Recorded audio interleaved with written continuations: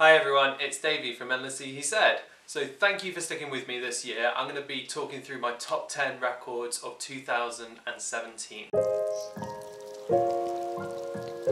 going to try and keep this brief, so I'm going to dive right into it. So my number 10 record this year was the XX I See You. This was a record that came out at the beginning of 2017, and it's the third full length from the trio that make up the XX. Famously, Jamie XX has done loads of producing and makes most of the sort of production backing tracks, as it were, on this record, and he's been doing that for such a long time, and I've really enjoyed his work, his remixes, his collaborative stuff that he's done before. But this new record just took it to some new heights. Like, they had some really anthemic songs on there, songs I've seen on TV shows that I've actually grown to love. Made in Chelsea. But it was a fantastic record. I was pleased I picked it up on vinyl at the beginning of the year, and you can check out that video, I'll link it here, if you want to look at the record in closer detail. My number 9 record is 68 2 Parts Viper. I didn't manage to pick up this record on vinyl just yet, but I'm really happy that 68 are still continually making music. I was a biggest fan of the Chariot, and when they finished I was heartbroken, but Josh Gogin and Michael have just kept making amazing music together. I'm excited to see them tour in the UK next year, and we saw them last year in December, and it was great. We saw them with Every Time I Die, and they're touring next year with 36 Crazy Fists. I've not actually got to see any of these songs live just yet, even though the record's been out for most of the year, since the summer. But it's short, sharp, it's punchy, it's got plenty of woo and yeah, which is exactly what you want from a 68 record. My number 8 record this year is Paramore After Laughter. I was kind of skeptical going into this, and it was a kind of a new challenge for me. I dropped off listening to Paramore's new records for quite a while, and I was sort of challenged by one of my friends at church to review this record, which I did, and I'll link that video here so you can hear a full review of the record. This is really fun, and I enjoyed listening to it all throughout the summer. It's fantastic car music, which is where I do quite a lot of my listening, is in the car with my wife when we're road tripping together. Uplifting, it's anthemic, and I guess the later revelation that Hayley had broken up with her husband Chad kind of makes a lot of sense when you look at the lyrics.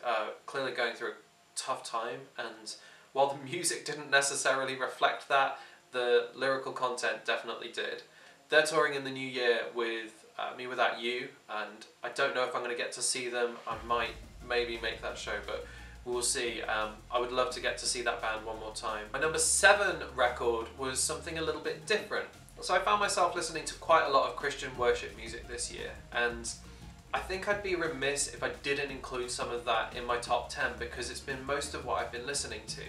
But there was one particular album that came out this year that I think is sort of hands down above everything else that has been produced or came out new in terms of the Christian music scene this year. And my friend Josh, who I played in a band with previously, drums for this sort of, I guess, collaborative unit.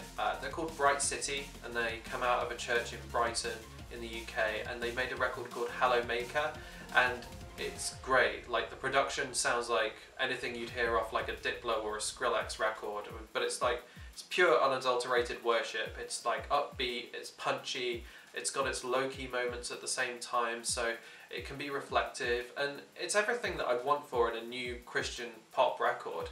And I think I've spent quite a lot of time just being very entrenched in, not necessarily a bad way, in alternative Christian music, like punk and the hardcore and the metal. But this is great. It's like a breath of fresh air. It's a record that I was able to introduce to non-Christian friends when I was playing it in the shop at work, and they thought it was great. They wanted to hear more of it. So yeah, Bright City, Hello Maker is my number 7. My number 6 is one of the heavy hitters, and this last part of the list took me a little bit of a while to put together. But that number 6 record is Wiley, Godfather.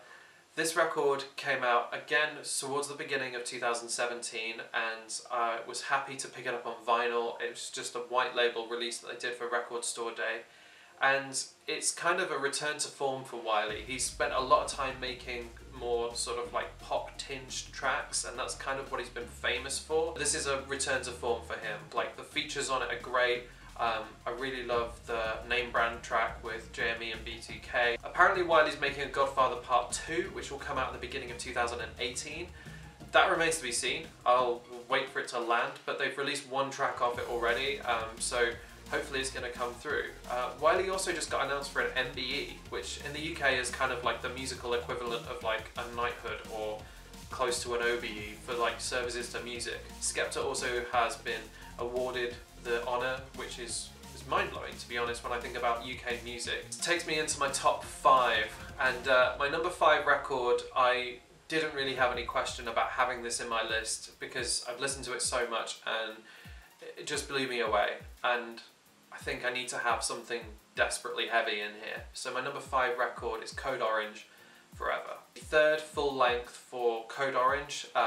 They're second as just Code Orange and not Code Orange Kids, and it's kind of a natural progression from I Am King, and it incorporates some of the band's diversity. So Rima plays in a band called Adventures, and other members of the band have like noise industrial projects, and it kind of incorporates that grungy side of what the band like to experiment with, the noisy side of that and the industrial side, and then that sort of pummeling beatdown style metalcore that the band are known for at this point. It just took it to a whole new level. It is savage, it is intense. The band have been featured on WWE Wrestling. They won a Grammy for the music performance for one of these tracks, and it's just something else. And I've listened to it over and over again. It's become one of my gym soundtracks. Like, it's fantastic. So my number 4 record, I've spoke about quite a bit on this channel before, but that number 4 is by a band called Creeper, and the record is Eternity in Your Arms. This record came out in the middle of the year, and the band did some weird stuff around it where they kind of went disappearing and then they reappeared, and there was this whole mystery surrounding a character called James Scythe. It basically all came to a head when the album was released and the band kind of revealed themselves afterwards.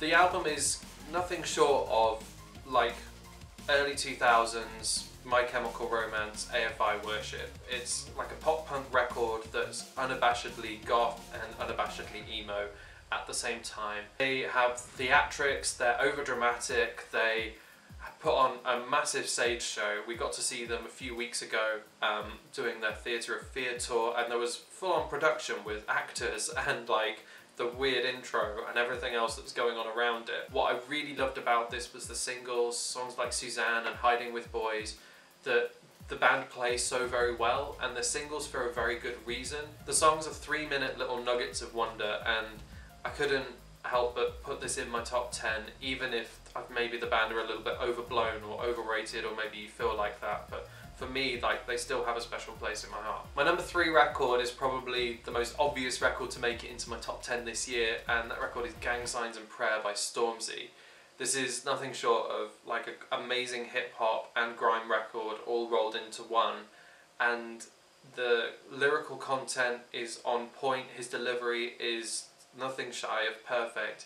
He's kind of the king of grime at this point, which is like a big statement to make considering I put a Wiley record in my top 10 and he's like the originator of the genre. But Stormzy just does it best right now in 2017. Hoping someone else does it best in 2018 and someone will continue to change it up, because that's what I love about grime as a genre, is that there's plenty of sort of a revolving door of amazing people that make amazing music, and they each have their place in the spotlight. The tracks that I really love on there are like Cold, Return of the Rucksack, like really punchy, like hard-hitting songs that just like get you like excited, that get you pumped up. The radio singles like Big for Your Boots are like fantastic as well, and this album does clock in at like nearly an hour, but it's kind of justified with all of the little interludes and everything else that goes on around it. My number 2 record, which you're probably all wondering, did this make number 1 or number 2 or where was it, is AFI The Blood album, or the self-titled album. I had the joy of seeing AFI earlier this year with Deftones, and it's the only time they've been to the UK in what is about 7 years of them not being here, so it was really greatly appreciated. I think this record just really cemented AFI as somewhat of like a legacy band, like a band that can consistently put out good records. They haven't really like deviated off that path since they made like Crash Love was maybe for me the only blip in the journey. It's certainly not as dark as Burials. It has its moments where it is. It's a little bit more gritty, like parts of Crash Love have been, but it's not got that like theatrical, dramatic sense to it like so many of their records have been. The songs themselves are like fantastic. Like Still a Stranger is probably my favourite on the record, and the singles like Snowcats and White Offerings were fantastic when they came out. Enjoy the calmer moments on the record, how well produced it is. It's really well put together, and the band seem to be really playing to their strengths with this. Like they've gone out, they've been playing different songs from their catalogue every night across America, and like songs they've just not played before when they've been touring. And I think they know that they're now a fans band. Like the fans love them, and they will continue to buy their records even if record sales don't really make a whole lot of difference this year. Like they'll continue to make good music, and they're not really shy about pursuing that. So I don't expect it'll be that long before we have another Black Audio record or another Extremist record or another AFI record. I know that they're sitting on catalogues of songs that they just need to refine and work and put together. The Blood album was great for me. I loved it. So that brings us on to number 1. And my number 1 record of 2017 is the National Sleep Well Beast. I'm surprised at myself that I didn't put AFI at the top because they are my favourite band of all time, but this record just blew me away in a way that I can honestly say like no album has. Seeing the songs live was probably a real tipping point for me. It was one of the best shows I've been to, like really engaging, really intense, and the National always put on a good show. This is quite a long record, and the B-side, the latter part of it, is a little bit more slowed down, a little bit more somber. But leading into that, the band have some like real like bangers on there. Like songs like Turtleneck really kind of grab you by the collar and sort of drag you kicking and screaming into like this indie rock that they've been doing so well for so many years. Calm in places, it's reflective, and you just can't get over Matt Berringer's voice, like that baritone that just cuts through. Is something else, and I think he's a bit of a modern classic in terms of his vocal delivery, and certainly something that will continue to engage and like make fans wonder at what they're doing. So that's my top 10 list. I guess I would be remiss if I didn't go through some honourable mentions that didn't make the list. So my honourable mentions go to 18 Visions and 18.